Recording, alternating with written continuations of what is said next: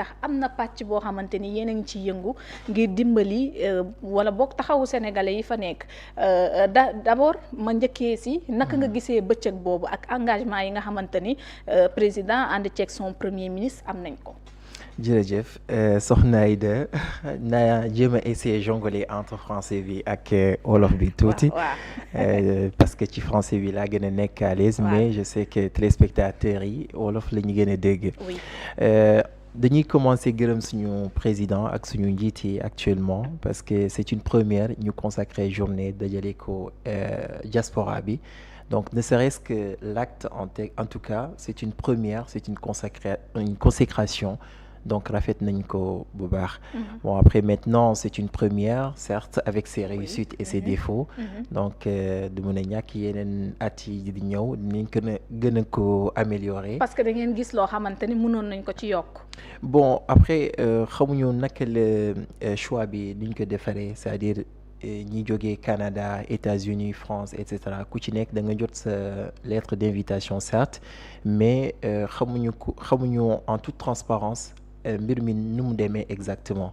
Donc est-ce que ñi nekk Sénégal fii ca Ndakaaru ñoo traité demande yi wala c'est via un site internet et cetera. En tout cas transparence bi daal c'est à discuter parce que ñi bari ñu ngi diaspora actuellement di laajte en fait naka la invitation bi demee naka la ñu mën a sélectionner des uns et des autres. Est-ce que ñoom sont légitimes à parler au nom de la diaspora et cetera et cetera et cetera. Mais en tout état de cause lu ñu fa gisoon jour boobu noonu c'est des gens vraiment compétents dans leur domaine. Intervention yi pertinentes la ñu woon bon et puis voilà des gens venus de partout. ku nekk ak li nga waroon ñëw indi ko comme exposé ko ci kanamu njiit yi. Il y avait des économistes, des juristes, des opérateurs économiques, voilà ay banquiers ñëpp a ngi fa woon quoi, des journalistes aussi, des gens qui viennent partout à travers le monde. Alors yéen spécifiquement yow nga jógee France bokk ci ñu woowoon pour ñu teewe ko waaye dafa mel ni am na jafe-jafe yoo xamante ni tamit ñi dëkk ci réewum France ñu ngi koy dund wala boog les Sénégalais de la diaspora. Absolument. mu di mbirum wàllum këyit. surtout Absolument. état civil mu mel ni tam am na taxawaay boo leen ci am ba xam ni carrément am na loo xam bu ci nguur gi taxawul tamit du mën a régler wu pour ces Sénégalais là. lan nga ñu mën a xamal ci situation bi puisque on en parle waaye ndax taxawaay bi war am nañ ko surtout ci wàllum këyit yooyu ak jafe-jafe yu muy indi. C'est vrai. Bon, il faut savoir que problème état civil problème bu rëy la et tey jii nii su ma nar a résumer en fait le premier problème fondamental du Sénégal c'est vraiment le problème de notre état civil. Parfois da ngay rus sax boo nekkee diaspora tu te dis après 65 ans d'indépendance on ne parvient même pas à faire de très bons actes. Tey par exemple ci Mbour laa yendu maa ngi woon entre état civil bu Malicounda et le tribunal d'instance de Mbour juste pour un dossier concernant un de mes clients. Dossier bu xaw a particulier du ci comprendre dara parce que tout simplement état civil bi moo ñuy créer ay gàllankoor moo ñuy indi ay gàllankoor et de ce fait en fait nous avons un code de la famille. muy bu Sénégal bu Sénégal. C'est un code de la loi 61/72 de 1972 donc code bi nag dafa archaïque. Il y a plein de dispositions qui sont compliquées à mettre en œuvre nañ ci waxtaan certainement. Oui. Mais aussi en fait on a des officiers d'état civil qui ne maîtrisent pas qui ont problème de formation de rigueur d'exigence et de discipline. Man loolu la kooku lay tuddee sama xarit Fred quoi. Formation rigueur exigence discipline donc à titre juste d'exemple. Oui. Bii nii sama certificat de nationalité la sénégalaise vous le voyez bi sama bulletin de naissance la. Qui date des années 90. Sama passeport et sama carte nationale d'identité. Wow. Mais est-ce que xam nga ne dara baaxu ci. Ah bon? Absolument rien du tout. C'est waral pourquoi loolu. problème bi dafa fondamental dafa grave.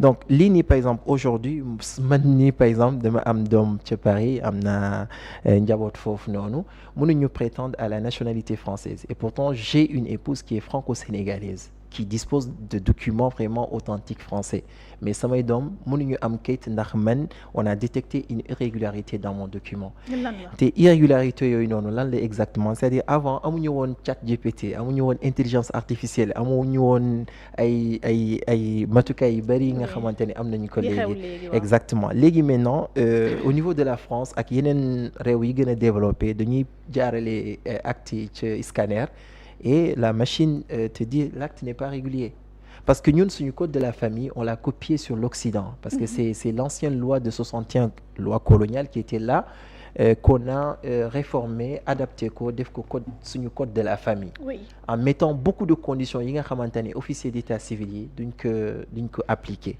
donc l'une de ces premières irrégularités par exemple c'est des actes qui sont dressés à des jours non ouvrables maanaam ay actes yoo xamante ni dañu koy bind ci bis yoo xamante ni du bisu liggéey exactement bis nga xamante ne du bisu Sénégal liggéey heure saa boo ñëwee ñu defaral la exactement loolu moo ma dal man par exemple il a suffi tout simplement que man ma laaj sama application ChatGPT le 26 décembre 92 parce que date boobu noonu la ñuy defaree sama acte de naissance bon évidemment je suis de l'année 92 donc ma laaj ChatGPT mu ne ma le 26 décembre 92 c'est un jour de week-end ça correspond à un samedi donc loolu c'est après avoir reçu à peu près plus d'une trentaine de clients suñu cabinet d'avocats ñuy ñëw parce que tout simplement après tant d'années en France dafa retirer seen passeport seen carte d'identité ak yooyu noonu donc tout simplement man tamit ma am curiosité boobu ma ne li dal suñu compatriotes yi il y a lieu pour moi aussi d'aller vérifier mes actes de naissance ma dem ma xool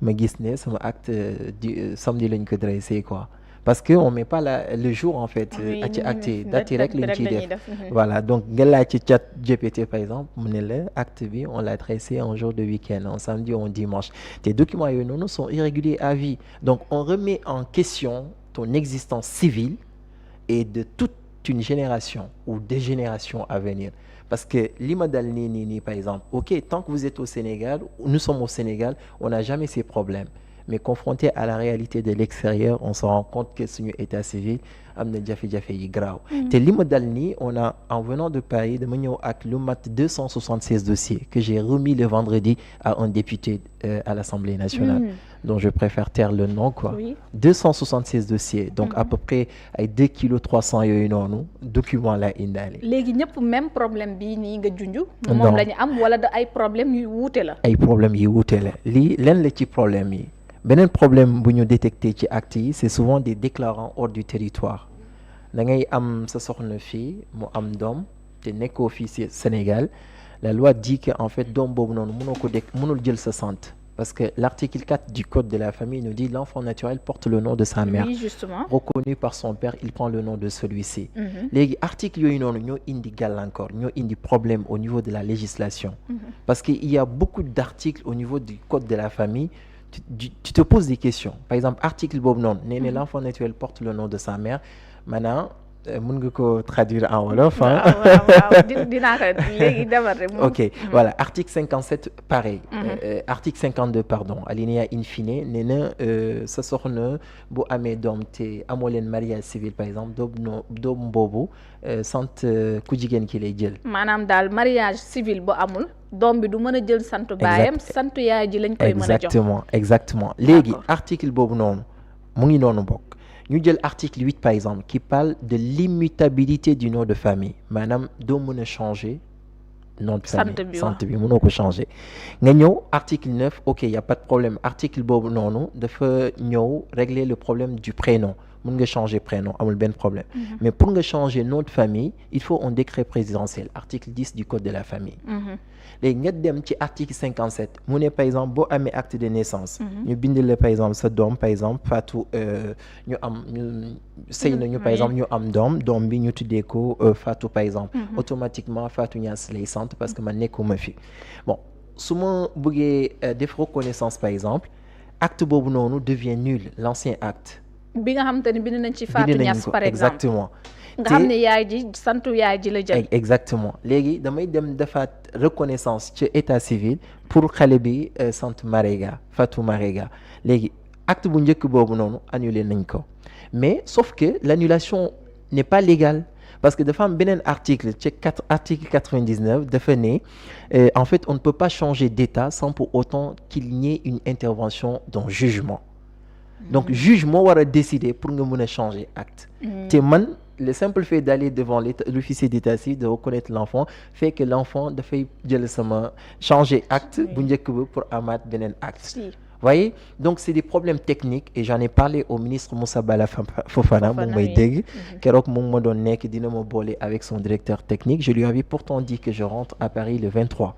defu ko ba tey mujju leen am exactement occasion boobu toog. te c'est des problèmes vraiment sérieux des problèmes vraiment sérieux ndax ba ci nekkal bi waxoon naa ko nekkal bi présente des failles. plan nekkal bi kii programme nekkal bi programme nekkal bi te programme nekkal bi c'est un programme de digitalisation et l'argument qu'il m'a brandi c'est que le technicien de la Mauritanie est venu, ils ont validé avec mais man ma mère elle est mauritanienne.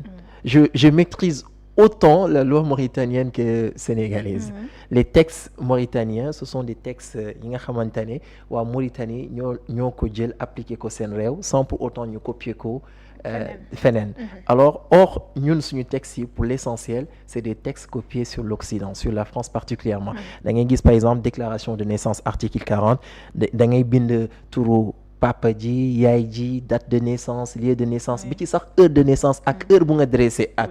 léegi xam nga tubaab yi ñoom dañoo exigeant. Ils vont tout simplement dire que yow sa acte de naissance wala sa acte de mariage wala sa acte de décès wala leneen respecté wul seen code te loolu li nga xamante ne daf ñuy rusloo. Et une des Sénégalaises qui a compris cela c'est Maître Fatou Babou. Elle est dans le même combat que man. Donc parce que ñun on est confronté à la réalité. C'est ce que j'ai dit souvent aux autorités. La différence entre yéen ak ñun c'est que vous faites appliquer des textes, d'accord, vous les donnez aux Sénégalais, mais ëllëg citoyen lambda bi soo amee problème ci juriste yi lay ñëw ak cabinet d'avocats yi. Franchement, donc oui. on est confronté à la réalité avec des gens. Moi j'ai vu un monsieur par exemple, il est dans une ville française que je vais taire le nom. Depuis 2001, il n'a pas mis les pieds au Sénégal parce que tout simplement dañ ko très solo acte bu nga xamante ne ci acte boobu noonu la amee passeport ci la amee carte d'identité ak document yëpp. Aujourd'hui il a été confronté à un problème de passeport parce que dañ ko laaj kii bi nu mu tudd acte de naissance copie littérale bi et fekk c'est un acte fictif par la mairie de Pikine. baaxul acte bi existé wul ci registre te pourtant am na ci carte d'identité am na ci passeport. xam nga loolu c'est un problème fondamental. Un gros problème. Donc le problème n'est pas que l'état civil. Le problème va plus loin. Il y a la complicité de la DAF. Je vais vous dire pourquoi. Pourquoi foofu. Ok. Pourquoi il y a la complicité de la DAF? Vous savez les cartes d'identité normalement 13 numéros la. Premier bi bu fekkee góor le 1 bu fekkee jigéen le 2. Ensuite le code du centre d'état civil 3 chiffres la boobu. Bu fekkee Dakar principal la par exemple c'est 851 Dantec 852 ainsi de suite. Ensuite ñu ñëw ci année bi année dans laquelle votre numéro de registre s'y trouve. Ensuite ñu ñëw yeneen 4 chiffres yi mooy le numéro de votre registre dans l'état civil. Léegi au total ça fait 13 chiffres. Léegi boo demee déposer carte d'identité DAF xam na ne numéro bi am na keneen ku yor carte d'identité ak numéro bi nii mais lu tax ñuy incrémenter en 2 derrière. C'est un problème, justement. C'est pourquoi mener, c'est avec la complicité de la DAF. Pourtant, au Sénégal, dañuy soulever même ces questions-là. Fii ñu bëri yore nañu ay kayit yoo xamante ni en fait existé wul boo demee ci registre bi nekk fi te pourtant ñu ngi ciy doxal. Exactement. Donc le problème va plus loin. Ce n'est pas que l'état civil. Ok nangu nañu état civil deful liggéeyam joxe na acte d'état civil bu nga xamante ni nekku ci registre. Mais bu ngay déposer carte d'identité bi lu tax DAF xam na ne lii keneen moo ko moom mais malgré tout il te fait une carte d'identité. Parce que par exemple di nga indi papier yoo xamante ni man sama tur moo ci nekk. ñu jël bu mbeen peut-être teg ko ci kaw bu Aïda te loolu. Normalement li nga bëgg a wax mooy boo demee DAF war nañ ko mën a gis ba signaler ko. Exactement loolu moo ñu indi problème mais le problème au niveau de la DAF encore waxoon naa ko le ministre Moussa Bala Fofana c'est que le Sénégal dafa war a bàyyi di laajte extrait de naissance. Extrait de naissance c'est pas un document sérieux. pourtant Sénégal fii booy fépp foo defar mënta sax ay dem papier loolu lañ lay laaj. merci man dem naa Mbour laa yendu tey j'étais au tribunal j'ai vu j'ai même pris une photo de celle-là pour nga déposer carte d'identité on demande ay extrait concerné bi extrait de naissance aussi l'extrait de naissance bon heureusement il y a maintenant la copie littérale l'extrait de naissance et la copie littérale d'acte de naissance bon heureusement fort heureusement parce que extrait du kayit à vrai dire extrait il y a absolument rien looloo tax beaucoup d'étrangers sont devenus sénégalais moi je n'ai rien contre les étrangers encore une fois je viens de le dire ma propre mère elle est mauritanienne j'ai des parents au Mali en Gambie partout amul benn problème ak étranger mais un état sérieux devrait respecter son état civil léegi état civil boobu noonu pour nga respecter ko il faut avoir des documents probants des documents valables bu ngay déposer carte d'identité extrait rek lañ lay laaj léegi bu fekkee sa yaay étranger la sa papa étranger la duñ ko mën a xam oui justement parce que tout simplement dans l'extrait de naissance il y a juste le prénom le nom de vos parents amatul beneen détail amul détail oui. or la copie littérale dit bu fekkee sa yaay Guinée Bissau la juddoo wala sa papa Guinée Conakry la juddoo c'est indiqué noir sur blanc et là l'officier d'état civil l'agent le policier oui. il sait que en fait ou le commissaire que kii amul droit am carte d'identité sénégalaise donc du fait que avant on exigeait xaw ma ndax changé na mais ba léegi extrait de naissance ak certificat de résidence rek lañ lay laaj ce ne sont pas des documents sérieux dans aucun pays au monde on ne vous demande un extrait de naissance sinon un extrait avec filiation intégrale des parents donc kon loolu sax mën nañu wax problème bi sax moo war a mujjee gisee sénégalais yi nekk étranger mais même ces sénégalais yi nga xamante ni ñu ngi ci réew mi parce que dañuy gis souvent ñuy wax ni am na ñoo xamante ni yeneen dëkk yoo xamante ni yu ci mel ni Guinée yu ci mel ni yeneen dëkk en tout cas ñu ngi ciy arrêté ñu bëri jamono ji ñoo xamante ni dañuy gis ne dañuy am ay documents yoo xamante ni baaxul defaral nañ leen ko te ñu ngi ciy dox seeni soxla ñu ngi ciy déposer di def lépp li nga xamante ni ñu ngi koy bëgg te juddoowuñu ci réew mi mais absolument beneen problème bi mooy les jugements d'autorisation d'inscription de naissance foofu noonu les directeurs de l'agence sénégalaise de l'état civil waxoon na ko ci audience foraine yooyu noonu ci la ñuy profité ñu bëri surtout étrangers yi da ngay inventé yaay inventé baay ñëw fa am kayit donc da ngay gis étrangers yi bëri nos amis du Mali de la Guinée de la Mauritanie ñëw foofu noonu je dispose d'ailleurs de dossiers en fait qui prouvent et je les ai remis aux députés concernés le vendredi dernier ngay gis clairement par exemple que le père de l'enfant est né dans un territoire qui n'est pas sénégalais nga gis yaay ji tamit pareil mais pourtant le juge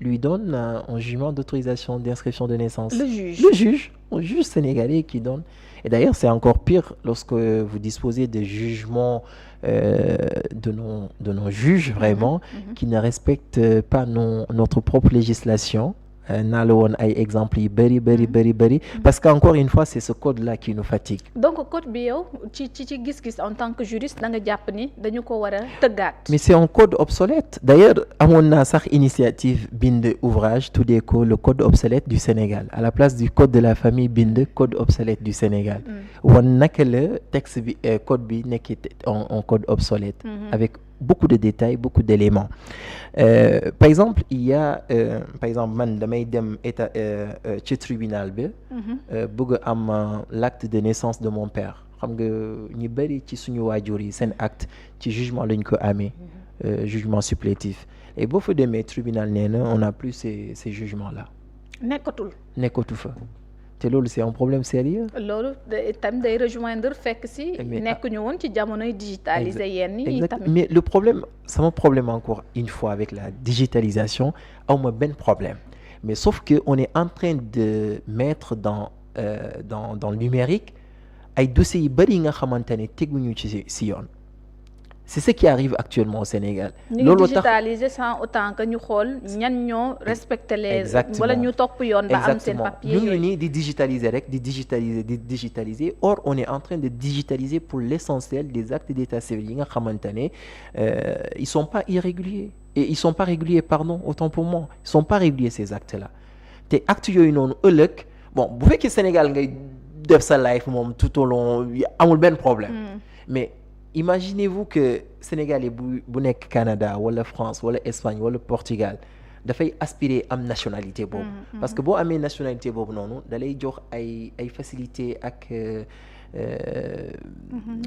Voilà da lay yombal lu bëri quoi tu vois léegi moo tax on aspire à avoir ces documents là mais figurez-vous que depuis une dizaine d'années maintenant préfecture française yi ñoo lay yónni bataaxal wala tribunal nee la par exemple delloo sa certificat de nationalité française wala delloo sa passeport yi wala carte d'identité yi parce qu'après authentification ou vérification nous avons constaté que sa acte samedi lañ ko dressé wala dimanche lañ ko dressé wala nekku ci registre bi wala leneen donc gis nga cas yooyu noonu man taxoon na daaw au mois de décembre, j'ai fait le déplacement comme cette année. J'étais venu exprès Paris, Sénégal, uniquement pour juge bi lijjantil ma affaire bi nii. Parce que j'ai demandé simplement au juge de décider qu'au lieu que mon acte ci samedi lañ ko dressé 26 décembre 92, moom juge m'ont décidé que l'acte on l'a dressé le lundi d'après quoi, le 28 décembre au moins. Mu ne ma monsieur Mariga, vous êtes en train de me demander de corriger ou de rectifier une irrégularité par une irrégularité. Ma ne ko non juge. Ce que je vous demande, c'est qu'en l'absence il y a ce qu'on appelle la carence de la loi. La loi ne prévoit absolument rien. Amul solution foofu. Te yow yaay juge bi. doo ma bàyyi nii en sursis tout au long de ma vie. yàq sama life man yàq sama life doom ak yeneen parce que je suis pas le seul cas. On dispose dafa bëri. Je me rappelle benn Sénégalais buy dund États-Unis aussi interpellé woon na ma si loolu. Mais lii nekkul genre suñu acte yi nekku ci registre dafa nekk ci registre mais sauf que les officiers d'état civil qui étaient là-bas ils sont pas compétents xamuñu woon ne que samedi duñu dresser acte. Parce que dégg naa également tam ñu ne problème la le fait que ñi ñuy teg foofu ngir ñuy gérer mbirum état civil yi am nañu ay notions juridiques yoo xam te ne amuñu ko te it li tax dëgg ñu war fa mën a toog tam des na. maa ngi woon état civil tey bu Malicounda à Mbour.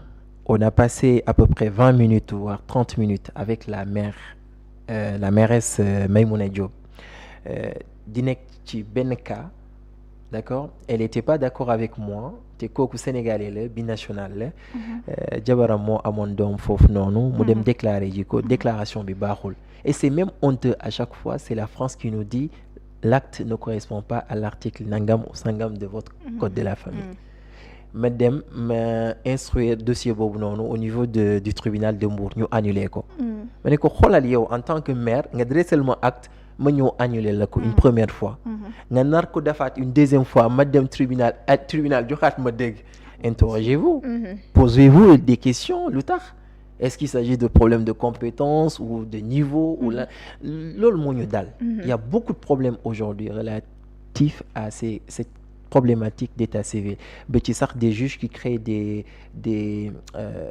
dispositions du code de la famille qui n'existent absolument pas. Ah bon? Vraiment naa la woon preuve yooyu noonu c'est honteux et vous savez pourquoi parce que toujours code bi moo ñu ko teg parce que le code dit par exemple le cas sànq maa ngi la ko doon wax bu fekkee dem naa état civil laajte sama acte de naissance bàyyi ñu ne ma nekku fa ok léegi c'est quoi la solution le juge mu ne ma il faut faire un jugement de reconstitution d'accord mais sauf que la reconstitution au Sénégal techniquement c'est pas faisable. C'est pas prévu voilà. Mais justement c'est prévu mais techniquement impossible parce que décret mooy instituer une commission etc vous allez procéder léegi face à cette carence le juge va créer ex nihilo le droit juge bi léegi moom benn article lay jël comme son di ci teg fondement quoi c'est l'article 89 alinéa 2 boo jëlee décision juge bi nga dem nga comparer ko ak article 89 alinéa 2 lu mu la wax ça n'a absolument rien à voir. Donc c'est-à-dire des décisions de justice au fondement juridique inexact dafa grave pour un pays qui se dit indépendant 65 ans d'indépendance. Ah oui. dafa grave. te foofu mooy recours bu mujj yoon moo mën a. Merci. Wala un juge par exemple qui va vous citer et ça c'est des éléments factuels que je dispose ci télé laa nekk nii voilà va vous citer un article 54 alinéa 4 qui n'existe pas. Ne serait que juste dans une décision. Ok na mun nañu ne erreur la quoi mais des décisions de justice répétitives. Article 54 alinéa 4 ça n'existe jamais. dans cet article 54 il n'y a que 2 alinéas alinéa 1 ak alinéa 2 gis nga cas yooyu noonu tax na en fait acte de naissance yooyu noonu wala décision de justice yooyu noonu ne sont pas opposables à l'étranger. Or alors même qu'il y a une coopération judiciaire diggante Sénégal ak France censée appliquer les décisions de justice des juges sénégalais en France. Mais malheureusement léegi foofu lan mooy doon solution bi parce que tantôt yaa ngi may wax lu toll ci 276 dossiers. échantillon rek laa indaale mooy da nga si comp tuuti rek indi. donc ça veut dire que bëri na ñu nekk situation bi am na ñu mënul ñibbi si Sénégal. absolument wallahi ñu ngi wax ne par exemple dañoo xon sama doom bi wala dañ ko sànni korte fekk dara du ci. du loolu daal tout simplement parce que ñoom xam nañu seen situation. ñeme ñu ko wax parce que tout simplement il y a des barrières souvent dans chaque famille wala dans chaque société bon tax na souvent. voilà duñu mën a wax lépp. mais ñun nga xamante ne on est au quotidien par exemple diggante 2024 ak 2025 on a reçu plus de 2000 dossiers comme ça 2000 cas comme ça d'irrégularité partout au Sénégal. 2000 plus de 2000 au Sénégal. Mais dossiers yooyu yëpp ay Sénégalais lañu bon c'est vrai que au cabinet ne sont pas accentués uniquement sur des dossiers sénégalais il y a des dossiers de Mauritaniens de franco-mauritaniens franco-maliens mais li ci ëpp ci cas yooyu yëpp c'est des dossiers franco-sénégalais plus de 2000 cas qui sont tous des dossiers sénégalais xam nga loolu dafa grave daf ñuy tiital des fois te dis que mais attends ne serait-ce une centaine de dossiers oui on peut comprendre mais plus de 2000 te loolu suñu cabinet la ñun ñeneen cabinet yi nag parce il faut savoir qu'il y a plus de milliers de cabinets en France en Espagne et partout en Europe donc mais ok si un seul cabinet dans une année a à peu près plus d'un millier de dossiers concernant des problèmes d'irrégularité c'est qu'il y a problème et je vous le jure nga tegal ma fii sa acte de naissance wala n'importe quelle autorité fii ci Sénégal naa leen ne l'acte n'est pas dressé conformément à la législation sénégalaise loolu code de la famille bi la donc foofu noonu lii bu ñu ko changé wul problème yi dina yéex mais c'est surtout en envisageant de changer le code de la famille il faudrait que état bi jël c'est pas quelque chose qui se fait en 2 ans 3 ans wala 4 ans wala 5 ans non il faut ñu jël temps xam nga mën na dem ba 10 ans wala 15 ans et cetera et prendre en compte toutes ces aspirations xoolal par exemple tey jii nii su ma amee certificat de nationalité sénégalaise dafa war a feeñ ci sama copie littérale d'office automatiquement dans les mentions marginales article 46 loolu la ñuy woowee mention marginale bu fekkee takk naa jabar man dafa war a feeñ ci sama copie littérale d'acte de naissance dans les mentions marginales mais da ngay gis yooyu yëpp au Sénégal on s'en fout royalement dañ ko appliquer te de ce fait parce que lu tax loi bi exiger ñu bind ko ci mention marginale bi dafay tax par exemple surtout les féministes ça les arrange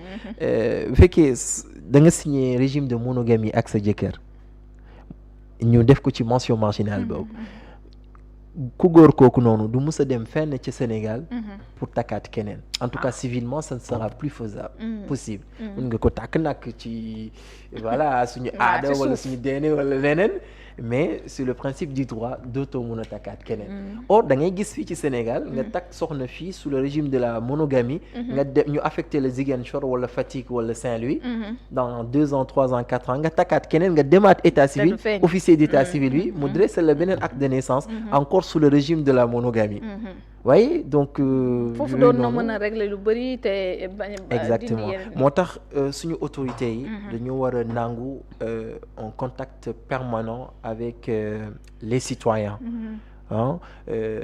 protocole moo ñu sonal fii ci réew mi le seul ministre que j'ai vu qui est très accessible c'est le ministre Mabouba Diagne du domaine de l'agriculture mais yeneen ministres yi dafa jafe pour nga kii bon heureusement man keroog j'ai eu à discuter un peu avec le ministre Moussa Balla Fofana journée bi tax mais en fait les problèmes que nous avons à l'étranger c'est des problèmes qui touchent 3 ministères essentiellement justice décentralisation mooy moom Moussa Balla Fofana ak intérieur ministre de l'intérieur. ñooñu ngeen war a gën a mën a am accès ngir mën a régler yenn problème yi. Exactement. ok loolu bokkoon na li ngeen bëggoon exposé ci kanamu président de la République. Absolument. surtout bëccëg bi nga xamante ni moom la ñu jagleeloon. Absolument, même protocole bi malheureusement ne nous permet alors que ne serait-ce que c'est juste une journée. Bon, war nañu mën a xoolaat en tout cas dans l'avenir permettre parce que il faut pas que au Sénégal on ait un hyper président bu nga xamante ne il est déconnecté de son peuple. Il faut président mu jege peuple am bi comme on le voit en Occident. Macron dafay ñëw sax parfois ñu enfariner ko. Bon fii ci Sénégal duñ ko ñemee def parce qu'on a suñu culture am nañu principe ak valeurs yi nga xamante ne ne ñu permet pas quoi. Mais président bi quand même gën a connecté wu avec son peuple comme il est en train de le faire justement à Ziguinchor actuellement. Lors de sa tournée on a vu des images contact boobu noonu dafa baax. Donc protocole bi tamit il faut parfois qu'il fasse fi de voilà exactement. mu changer. C'est ça. Alors